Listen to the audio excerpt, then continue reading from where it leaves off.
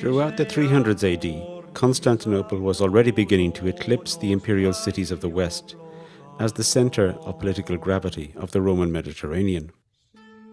Rome remained as a huge and opulent city, but it had long since ceased to be the political capital. In 402, the capital of the Occident was permanently set at Ravenna, striking evidence of the magnetic political and cultural pull of the now clearly dominant center of the empire, Constantinople. For this reason alone, it is nonsense to speak of the fall of the Roman Empire at some point in the 400s AD. The region in which, politically, the imperium did collapse in the Occident was by then its periphery, not its heart and center. Further, even in the western provinces, where a set of sub-Roman regna, or kingdoms, took shape, there was no sudden collapse of civilization. What occurred was a change at the level of the military and political elite. Local Roman military commanders, the magistri militum, or a usurping petty emperor, was ousted by the effective commanders of their troops, the tribal war leaders and kings of the Germanic formations, who in fact constituted, by that time, the Roman army. It would be mistaken to think of an instant ruralization of society, apart from the unfortunate and remote case of Britannia. The Frankish and Gothic elites of Gaul and Hispania continued to live at least part of their lives in the Roman cities, which, as massive infrastructures and as the only fortified centers, continued to be the focus of life. The wealthy senators resided less permanently in the cities. The salaried Roman administrators and officials suffered unemployment, with only a few remaining. The army now consisted of the Germanic warrior caste and their tribal followers, who expected to be paid in coin or in kind from the confiscated estates. Accordingly, institutions of education, the schoolmasters around the forum, the civic libraries and the record offices, continue to operate, but in a diminished form.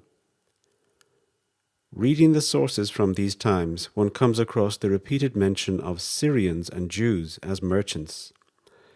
Long-distance trade continued throughout the 5th and 6th centuries and was largely in the hands of these specialists of Levantine origin, who formed distinct communities at Paris, Marseille, or Toledo.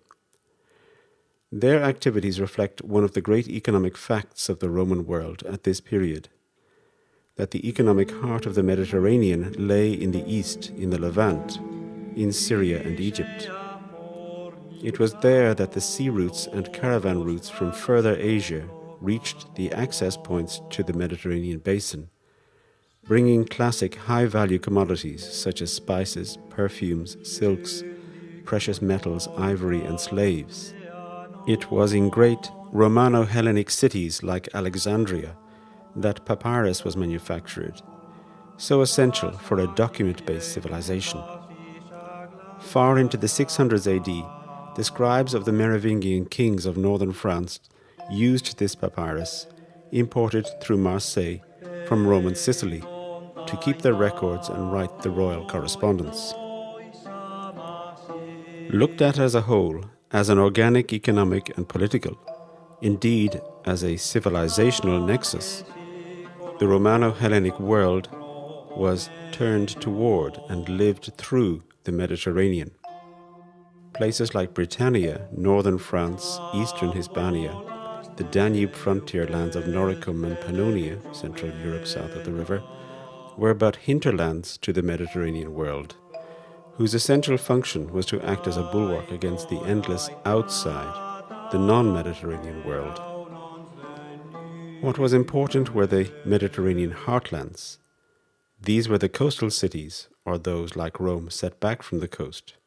Rome is incomprehensible without Ostia, where the population was most dense, where the physical and social infrastructures of Romanitas were most highly developed, and by the 400s, where Christianity was most widely implanted.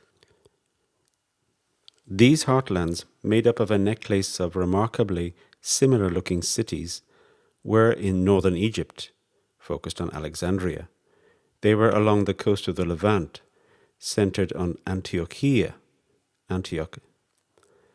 Syria, Judea, and Egypt were also the homelands and remained the heartlands of Christianity. These cities sparkled throughout the Aegean Islands, and particularly around the southern and western coast of Asia Minor, today's Turkey, as they did in Greece. Constantinople presided in majesty over this most ancient and integrated network of cities, and was soon to become the most opulent and greatest city of the Middle Ages. In the west, Italy remained the center. Rome was a huge conurbation within its massive Aurelian walls, built in 275 AD. But it too suffered from having its privileged status as the caput mundi, the head of the world, having been removed from it by Constantine. No longer being the seat of the imperial government, it was destined to wither. The position of chief citizen of the great city was now occupied by its bishop, the Papa, the Latin word used by children for their father, in English, the Pope. And let us not forget the province of Roman Africa, today's Tunisia and northern Algeria, with its annex of Sicily. In the Occident, Carthago, or Carthage, and its surrounding region lay at the second rank in its Romanness after Italy itself. And by the 400s AD, North Africa was also densely and intensely Christian. It was the homeland of Augustinus, St. Augustine, whose writings give us such a vivid picture of Roman life there. And it was the location of one of the earliest and most nasty doctrinal and ecclesiastical civil wars between the so-called Donatists and the Orthodox, represented by Augustinus. It was here that the law and coercion of the Roman state was first systematically deployed in 409 to suppress people condemned as heretics. In Spain, it was the cities of the east, coastal Tarraconensis and Carthaginensis, and the southern tip, Baetica, which were the most settled, had the most developed cities, and were the most deeply Roman and Christian.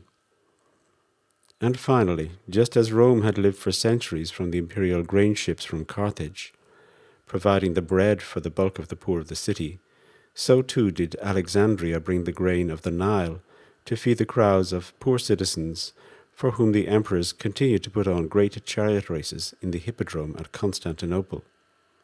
This huge, well-organized system of social welfare, operated by the Praefecti Annone, with offices in Carthage and Alexandria and command over a fleet of cargo ships, ensured prosperity, political tranquility, and imperial splendor in these two great cities in their heydays.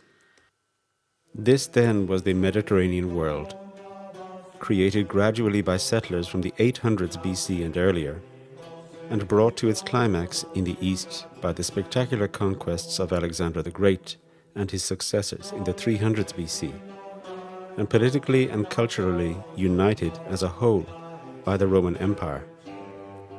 Once the layout and structure of this world is understood, the events of the 500s and 600s begin to make sense. And the ending of that world, the world of classical antiquity, can be accounted for.